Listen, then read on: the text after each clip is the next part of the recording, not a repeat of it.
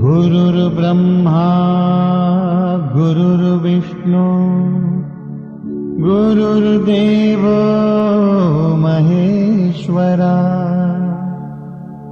गुरुः साक्षात् परब्रह्म तस्मै श्री गुरुवे नमः।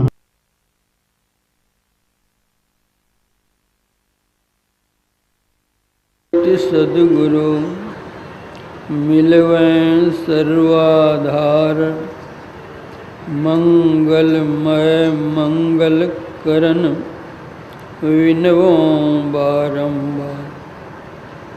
धन्य धन्य सद्गुरु सुखद, महिमा कही न जाय। जो कछु कहो तुम्हारी कृपा, मोते कछु न बसाए।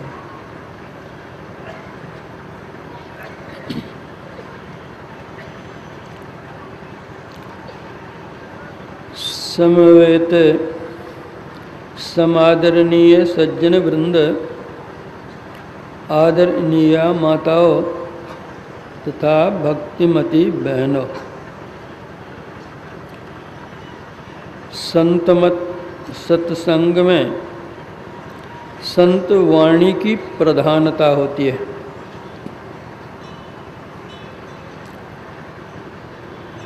संत वचन वह सुधा, देव भी जिसके सदा भिखारी। संत वचन वह धन जिसका है, नर प्रधान अधिकारी। मर्त्य अमर कर देने वाला वह संजीवन रज है। संत वचन सब भव रोगों का, राम बाण भेषज है। वेद शास्त्र अनुभूति तपस्या का जिसमें संचय है। संतों का वर वरद वचन यह मंगलमय निर्भय है। क्यों कर्तव्य मूढ़ नर बैठा,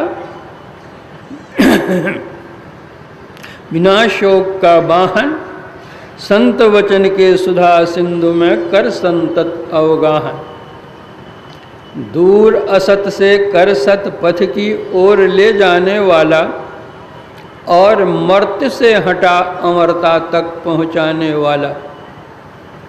तम से परे ज्योति के जग में होता जो जगमग है। सच्चिन्मय उस परम धाम का संत वचन सूचि मग है। कौन बताए संतों की वाणी में कितना बल है। दासी सुत देवर्ष बन गया, जीवन हुआ सफल है।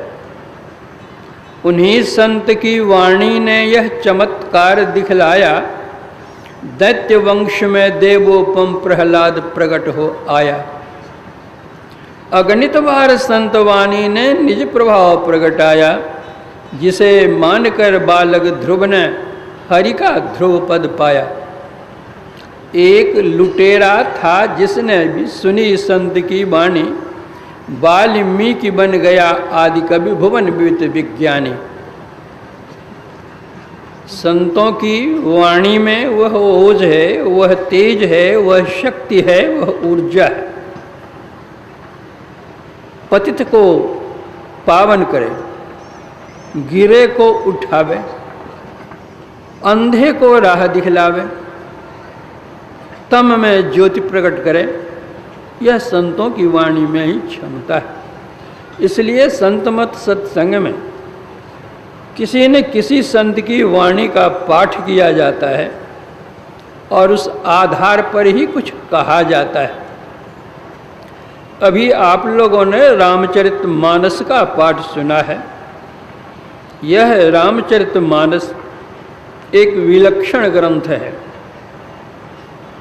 लोग विभिन्न दृष्टियों से देखा करते हैं। ठीक वैसे ही जैसे किसी एक मंदिर में स्वर्ण देव प्रतिमा प्रतिष्ठित हो,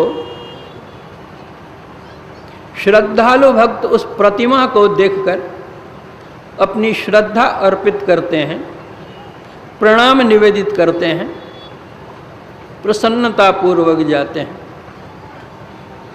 उसी मूर्ति को दूसरे व्यक्ति कला की दृष्टि से देखते हैं और कहते हैं कि वाह, मूर्ति कितनी अच्छी बनी है। ऐसा लगता है जैसे जीती जागती मूर्ति हो, बोलने वाली ही मूर्ति हो। वाह, कलाकार ने अपनी सारी कला उड़ेल दी है इसमें।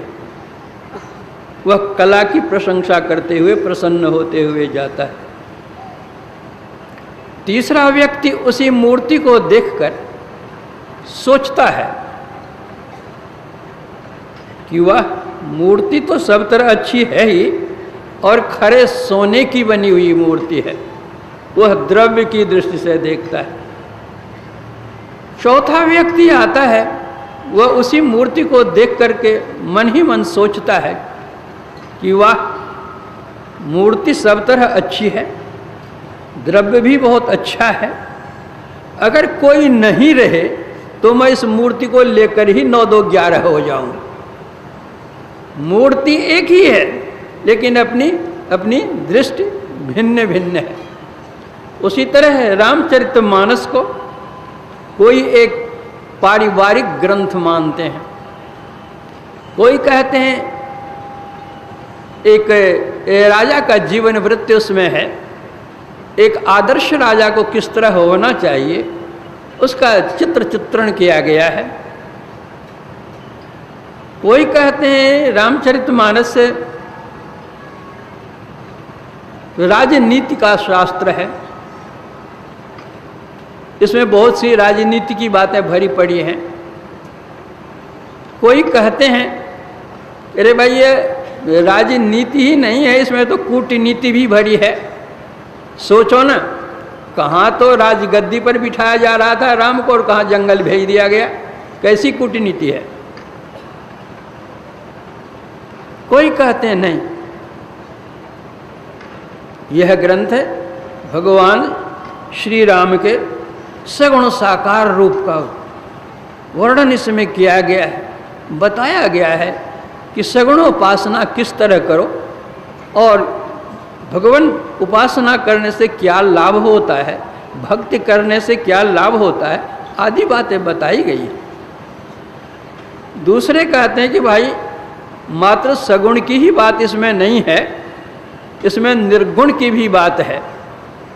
बल्कि गोस्वामी जी ने यह भी कह दिया है कि निर्गुण रूप सुलभ अति, सगुण जान नहीं कोई, सुगम अगम नाना चरित सुनि मुनि मन भ्रम होय।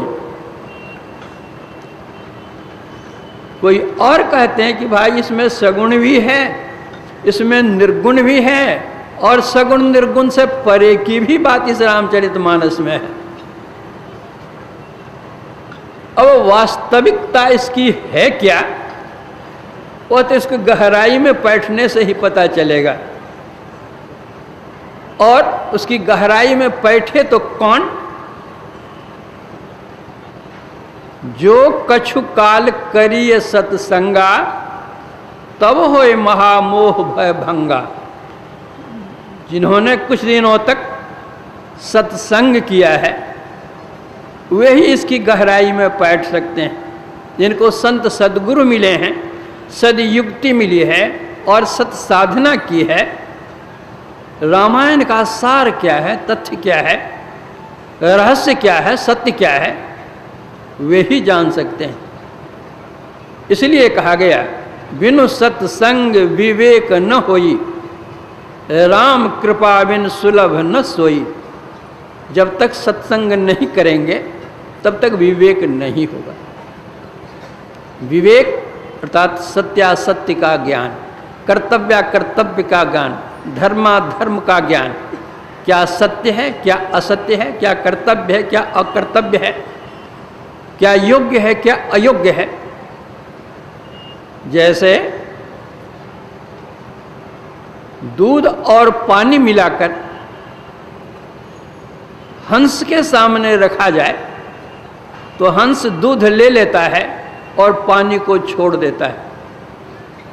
गोस्वामी जी कहते हैं उसी तरह यह संसार है, इसमें जड़ चेतन का मिश्रण है। गुण दोष का मिश्रण है। जड़ चेतन गुण दोष में विश्व कीन्ह करतार, संत हंस गुण गहन पय परिहरि बारी विकार। जो संत हैं वे सत्य दूध को ले लेते हैं, असत्य पानी का त्याग कर देते हैं। इसलिए संतों के ज्ञान को हम समझें, संतों से समझें तो अच्छा है। अभी रामचरितमानस का जो पाठ किया गया है वह प्रसंग आपके सामने रखा गया है कि मर्यादा पुरुषोत्तम भगवान श्री राम 14 वर्षों का वनवास करने के पश्चात श्री सीता जी का उद्धार करके जब अयोध्या पधारते हैं और राज्य पर आसीन होते हैं, सिंहासन आसीन होते हैं, तो एक बार वे अपनी प्रजा को बुलाकर गुरुजन पुरजन सज्जन सबको आमंत्रित करके उपदेश या आदेश या शिक्षा कहिए वे देते हैं। क्या कहते हैं? सुनहु सकल पुरजन मम बानी, कहो न कछु ममता उर आनी। नहीं अनीति नहीं कछु प्रभुताई, सुनहु करहु जो तुम्हें सुहाई। सोई सेवक मम प्रियतम सोई, मम अनुशासन मानई जेई। भगवान राम कहते हैं यदि आप इस संसार में रह करके सुखमय जीवन जीना चाहते हैं, संसार में सब दिन हम नहीं रह सकेंगे, एक ने एक दिन संसार छोड़कर जाना है, तो संसार छोड़कर जहाँ जाना है वहाँ भी अगर आप चाहते हैं कि हमारा सुखमय जीवन हो तो भगवान राम की बात को मानिए, सुनिए और चलिए। भगवान राम यहाँ तक छूट दे देते हैं। वे कहते हैं कि मैं जो कहता हूँ ऐसा न समझो कि मैं राजा हूँ और कह रहा हूँ तो मेरी बात तुमको माननी ही है। नहीं, मेरी बात सुनो सही, लेकिन जो तुमको उचित जगह वह करो। मैं कोई अनित्य की बात नहीं कहूँगा, जो कहूँगा वह नित्य की बात, सत्य की बात, तुम्हारे कल्याण की बात कहूँगा। क्या कहना चाहते हैं भगवान राम? बड़े भाग मानुष तनु पावा, सुर दुर्लभ सब ग्रंथ ही गावा। साधन धाम मोक्ष कर द्वारा, पाई न जेहि परलोक संवारा। सो परत्र दुख पावई, सिर धुनि धुनि पछताए। काल ही कर्म ही ईश्वर ही मिथ्या दोष लगाए। भगवान कहते हैं कि आप लोगों का यह बहुत बड़ा भाग्य है कि मनुष्य का शरीर मिला है। यह मनुष्य का शरीर कैसे मिलता है? भगवान राम आगे चलकर कहते हैं, आकर 4,84,000 ज्योनि भ्रमत यह जीव अविनाशी। फिरत सदा माया कर प्रेरा, काल कर्म स्वभाव गुण घेरा। कब हुक कर करुणा नर देही, देत ईश बिनु हेत स्नेही। 4 खानियों में 84 लाख प्रकार की योनियां हैं। उन 84 लाख प्रकार की योनियों में कष्टों को झेलते हुए जब जीव आकुल व्याकुल दुखी हो जाता है तो अकारण ही स्नेह करने वाले परम प्रभु परमात्मा उनको मनुष्य का शरीर देते हैं। आगरा में एक संत हुए राधा स्वामी साहब, उन्होंने कहा, यह तन दुर्लभ तुमने पाया, कोटि जन्म भटका जब खाया। करोड़ों जन्म में भटकते भटकते अब मनुष्य शरीर मिला है। अब या को बिरथा मत खो, चेतो छिन छिन भक्ति कमाओ। भक्ति करो तो गुरु की करना, से भाव गुरु से लेना, शब्द मार्गी गुरु न होवे तो झूठी गुरुआई लेवे। पंजाब में एक संत वे गुरु नानक देव जी महाराज, वे कहते हैं, नहीं ऐसो जन्म बारंबार, का जानी कछु पुण्य प्रगटो, तेरो मानुखा अवतार। घटत छिन छिन बढ़त पल पल, जात न लागत बार। वृक्ष ते फल टूट पड़ी हैं, बहुरिन लागत डार। गुरु नानक देव जी महाराज कहते हैं, यह मनुष्य शरीर जो तुमको मिला हुआ है, नहीं ऐसो जन्म बारंबार, यह मनुष्य शरीर फिर बारंबार मिलने का नहीं है, होने का नहीं है।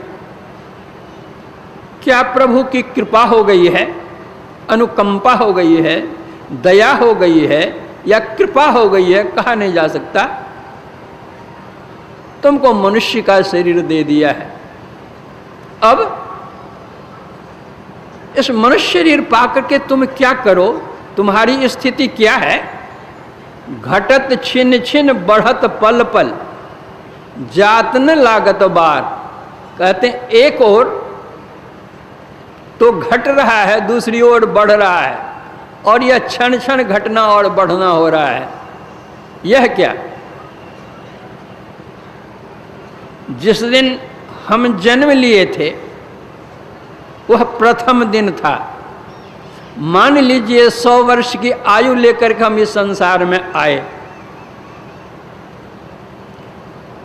जिस दिन हमारी उम्र 5 साल की हो गई तो हमारे अभिभावक माता पिता कहने लग गए कि हमारा बच्चा 5 साल का हो गया। लेकिन समझना यह भी चाहिए कि हमारा बच्चा जो 100 साल का जीवन लेकर के आया था, उसमें 5 साल खत्म हो गया, 95 ही बाकी है।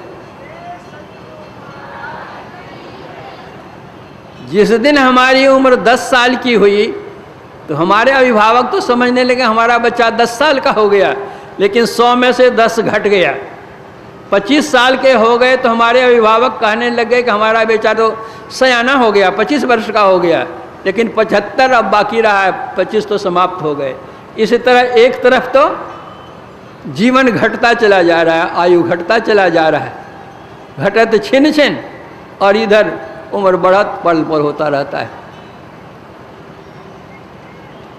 जो समय हमारा बीत जाता है, कितना भी प्रयत्न करने पर भी वह फिर लौटता नहीं है।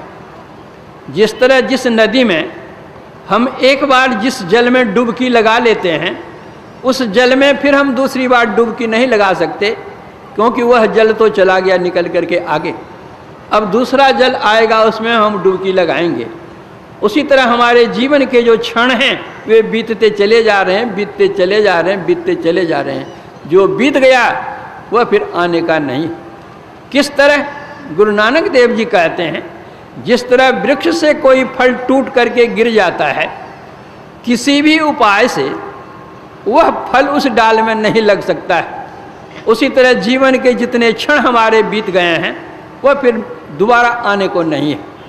इसलिए जो हमारा बचा हुआ जीवन है, उस जीवन पर हम सोचें, विचारें और क्या करना है यह करें। मनुष्य शरीर, मानव कहते किसको है? मननशील प्राणी को मानव कहते हैं। एक जानवर है, किसी खेत में वह चरने के लिए गया है, खेत वाला देखता है, उसको डंडे लगा करके भगाता है। वह जानवर चला आता है, वह व्यक्ति भी चला जाता है। फिर दूसरे क्षण थोड़ी देर के बाद वह जानवर फिर उसी खेत में आकर के वह चढ़ने लग जाता है। फिर डंडे मारा जाता है उसको और फिर भगाया जाता है। बार बार उस खेत में आता और डंडे खा खा करके जाता है। उसी तरह से बार बार इस संसार में हम आवें, आवागमन के चक्र में पड़े रहें, दैहिक दैविक भौतिक संताप से हम संतप्त होते रहें, मानसिक व्यथा से व्यथित हम हों, सभी प्रकार के कष्टों से हम दलित हम हों, और फिर भी वही हम कर्म करें जिससे इस संसार में हमको आना पड़े और दुख उठाना पड़े, यह मानवता नहीं है। मननशील, मनन कीजिए हम कौन हैं। क्या मनन करें हम? को मैं आया कहाँ से, कित जाना क्या सार, को मम जननी को पिता, या को कहिए विचार। मैं कौन हूं इसको जानो। आप देह नहीं है, आपकी देह है। आप कौन है? एक बंगाली महात्मा ने कहा कि आमी आमी कोरी बुझी तेना पारी, के आमी আমাতে আছে কি রতন। কোন শক্তি বলে বেড়াই চলে বলে, কারে অভাবে হয়ে দেহ অচেতন। দেহ মাঝে আছে প্রাণেরই সঞ্চার, তাহাতেই বলি আমি বা আমার। প্রাণ গেলে চলে হবে সবাকার, কেবাকার কোথা রবে ধন জন।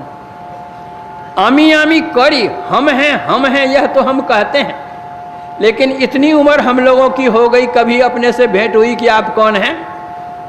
हम यह हैं, कभी भेंट हुई?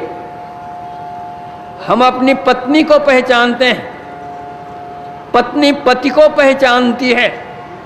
हम अपने पुत्र को पहचानते हैं, पुत्री को पहचानते हैं, कुटुंब को पहचानते हैं, परिवार को पहचानते हैं, धन को पहचानते हैं, रोजगार को पहचानते हैं, कारखाने को पहचानते हैं, व्यवसाय को पहचानते हैं, अड़ोस पड़ोस को पहचानते हैं। इस सब की पहचान हम करते हैं, लेकिन हम कौन है इसी की पहचान हमको नहीं है। इससे बड़ा आश्चर्य क्या होगा? को मैं आया कहां से? हम यहां इस संसार में आ गए, इस शरीर में हम आ गए, कहां से आए? एक ने एक दिन शरीर छोड़ना है, संसार छूटेगा, लेकिन जाना कहां है? यहां से हम लोग जहां कहीं जाना चाहते हैं, पहले ही विचार लेते हैं, सोच लेते हैं, मनन कर लेते हैं कि यहां से अमुक जगह जाने में इतने घंटे लगेंगे और इस सवारी से हमको जाना है। उसकी व्यवस्था हम कर लेते हैं, ट्रेन से जाएं, प्लेन से जाएं, कार से जाएं, जिस किसी भी सवारी से हम जाएं, उसकी व्यवस्था करके तब हम जाते हैं। और यह भी सोचते हैं कि रास्ते में इतने समय में अमुक जगह में ठहरेंगे, या अमुक जगह हम आराम करेंगे, अमुक जगह हम भोजन करेंगे, अब पहुँचते पहुँचे वहाँ पहुँच जाएंगे।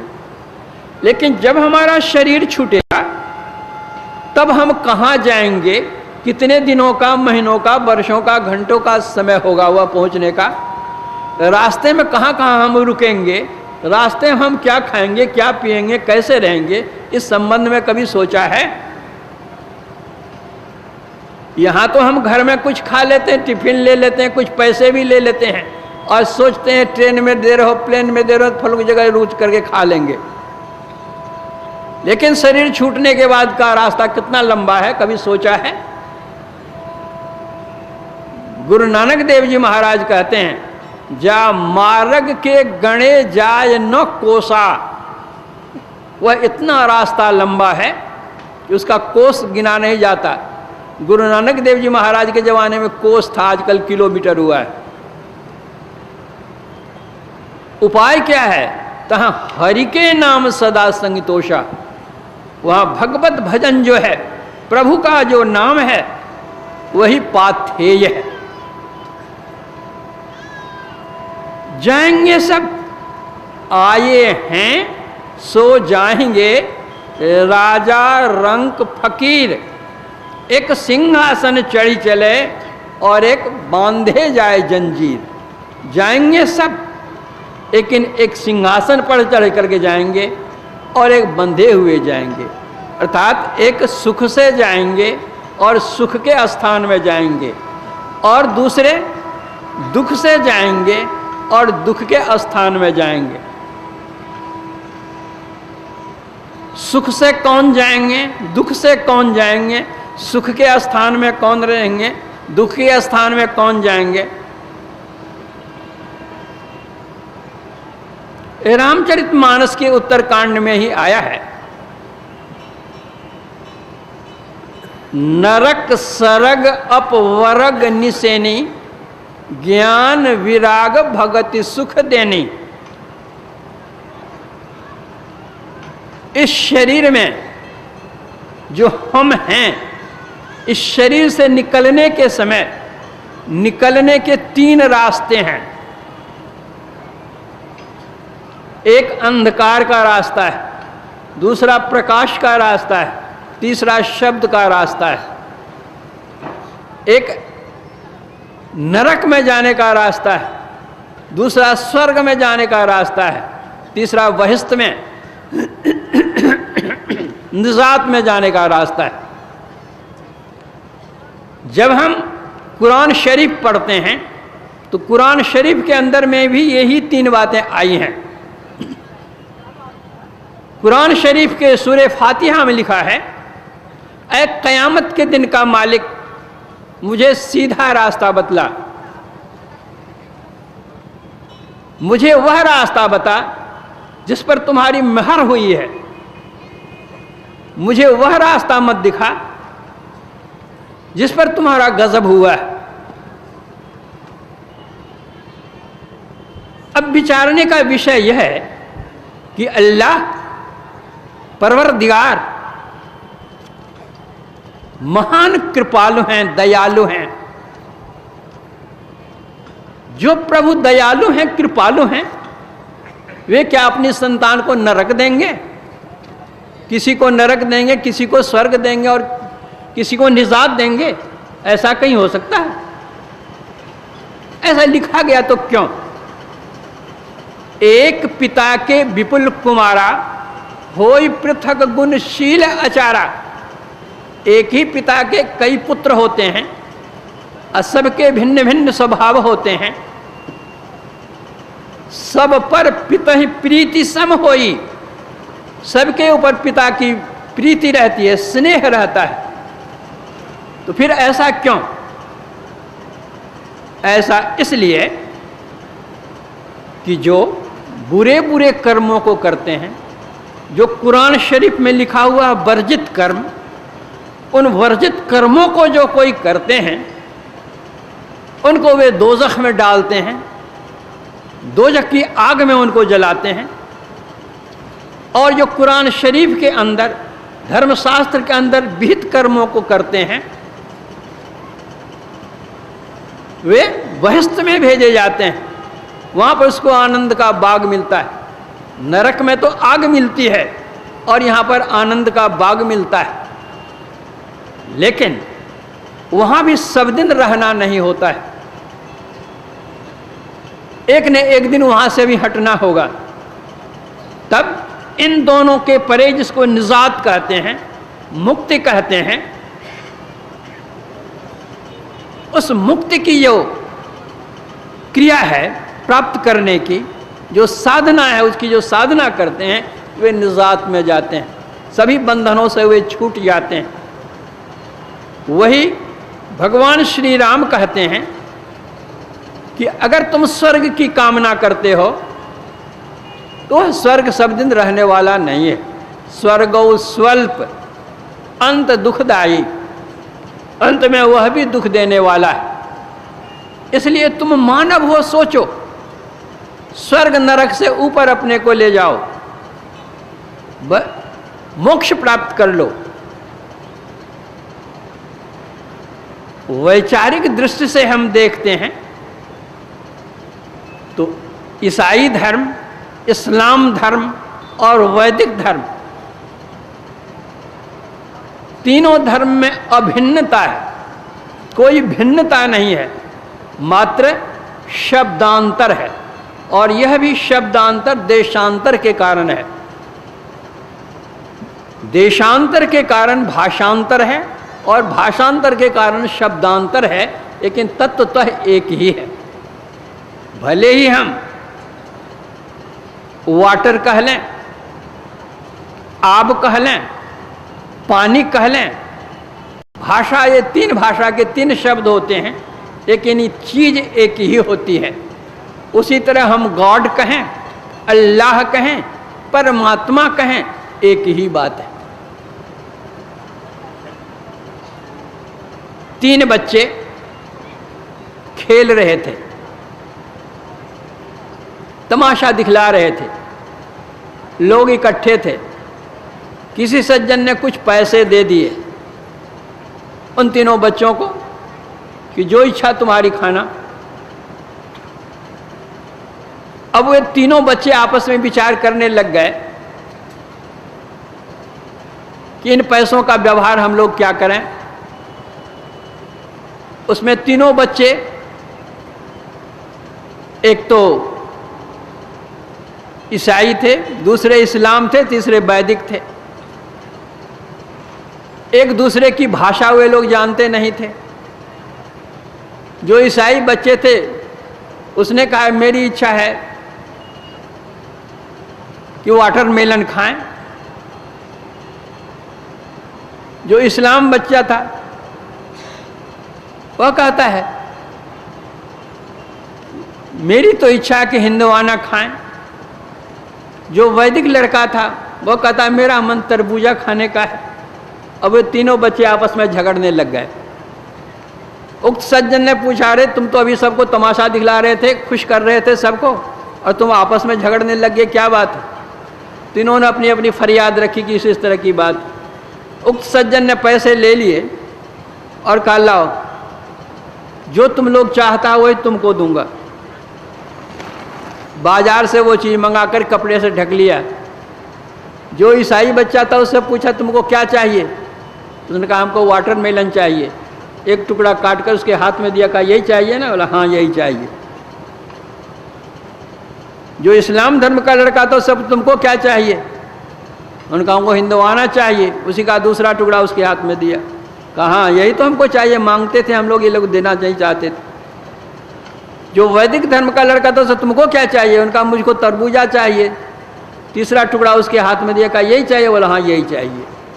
चीज तो एक ही है, शब्द की भिन्नता है। नहीं जानने के कारण तीनों बच्चे आपस में लड़ते थे। उसी तरह हम ईश्वर कहें, गॉड कहें या अल्लाह कहें, वह तो एक ही एक है। अब फिर भी अगर हम झगड़ें तो यह तो उस बच्चे से भी हम कम नहीं हैं।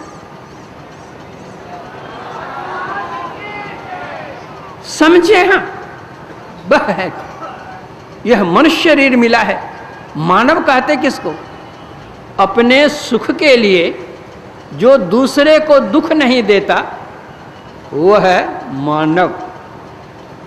अपने सुख के लिए जो दूसरे को दुख देता वह है दानव। दूसरे को सुख देने के लिए जो दुख सहता है वह है देवता। और दूसरे को दुख देने के लिए जो दुख सहता है उसकी संज्ञा नहीं है। कहते तुमको तो मिटा करके ही छोड़ेंगे, चाहे हम मर जाए तो मर जाए, मिट जाए तो मिट जाए। दूसरे को मिटाना चाहते तुम भी मिटोगे तो क्या हुआ? कहते हैं उसकी संज्ञा ही नहीं है। तो भगवान राम कहते हैं तुमको अनमोल शरीर मिला है मानव। अति दुर्लभ है तन मानव को, यह पारस ज्ञान विचारिए जी। गुरु मंत्र दियो जो दया करके, सोई श्वास में श्वास उचारिए जी। प्रभु प्रीति की ज्वाल प्रज्वाल करो, और पाप के बीज को जारिए जी। दुख भंजन नाम निरंजन का, कबहू मति भूल विसारिए जी। संत कबीर साहब कहते हैं बार बार नर देह नहीं यह वीर रे, चेत सके तो चेत कहे कबीर रे। यह मनुष्य शरीर मिला हुआ तुम, इसकी उपयोगिता जानो। नर्तन की उपयोगिता विषय भोगों की बहुलता में नहीं है, भगवत भजन की मादकता में। यह मनुष्य शरीर तुमको मिला हुआ है। कहने के लिए हम सब मानव हैं, लेकिन व्यवहार में मानव मानव में भी भेद होता है। किसी ने कहा कि मानव 4 प्रकार के होते हैं। कैसे? कहा कोई मानव तो बेर के समान होता है, कोई आदमी शिला के समान होता है, कोई आदमी नारियल के समान होता है, और कोई आदमी अंगूर के समान होता है। कहा कैसे? बेर के समान कैसे होते हैं? बेर के ऊपर भाग में थोड़ा गूदा रहता है। जंगल में नदी किनारे जो बेर के पेड़ होते हैं, थोड़ा सा गूदा होता है कुछ ऊपर में। अब मुंह में लीजिए, दबाइए तो खट से दांत जाएगा उसकी गुठली पर। ऊपर में तो मुलायम है और भीतर में गुठली है। उसी तरह कुछ लोग ऐसे होते हैं कि बोलते तो बड़ी चिकनी चुपड़ी बात बोलते हैं ऊपर से, भीतर में गुठली है। कुछ इस तरह के व्यक्ति होते हैं। बोले ही बचन मधुर जिमी मोरा, अखाई महा अहि हृदय कठोरा। कहता पर करता नहीं, मुख का बड़ा लबार, आखिर धक्का खाएगा साहब के दरबार। एक कहे दूजी कहे, दो दो कहे बनाए, ये दो मुख का बोलना घना तमाचा खाए। दूसरे व्यक्ति होते हैं शिला के समान। शिला कहते हैं पत्थर को, उसकी बोली भी पत्थर जैसी है और हृदय भी कठोर पत्थर जैसे होता है। दूसरे व्यक्ति वह उस तरह होते हैं। तीसरे व्यक्ति होते हैं नारियल के समान। नारियल का ऊपर भाग बहुत कड़ा होता है, लेकिन उसके भीतर भाग में देखिए आप तो साफ, स्वच्छ, उज्जवल, मुलायम और पानी लिए हुए। उसी तरह दूसरे व्यक्ति तीसरे व्यक्ति कुछ इस तरह के होते हैं, भले वे कड़ी बात बोल दें लेकिन उसका भीतर बहुत मुलायम होता है, शीतलता लिए हुए होता है। जैसे माँ होती है, कभी कभी बच्चे को माँ फटकार देती है, डांट देती है, एक दो थप्पड़ भी लगा देती है, लेकिन उसका हृदय बच्चे के लिए बहुत मुलायम रहता है, उसके कल्याण के लिए ही करती है, कहती है।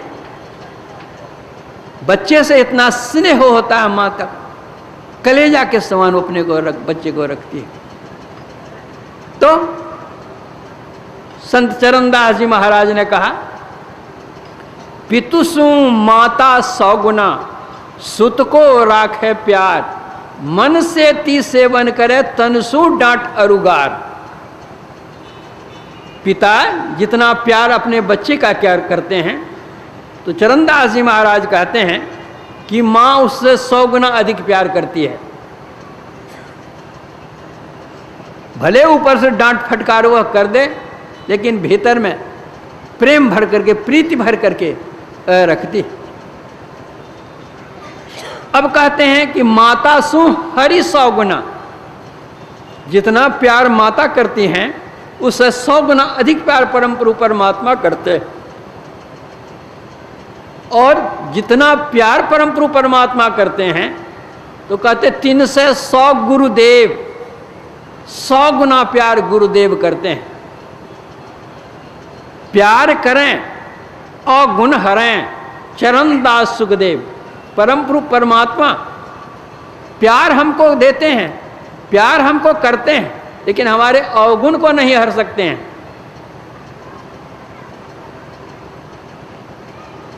इतनी उम्र हो गई हम लोगों की, सोचिए जो जो कर्म, क्या क्या कर्म किया नहीं किया। परमात्मा तो हमारे अंदर में ही है ना। कभी मना किया दुष्कर्मों को करने से, कुकर्मों को करने से, अपकर्म को करने से। हरदम प्रभु रहे संग, कबहु भव दुख न टरे, तब भव दुख गुरु दे टारि सकल जय जयति करे।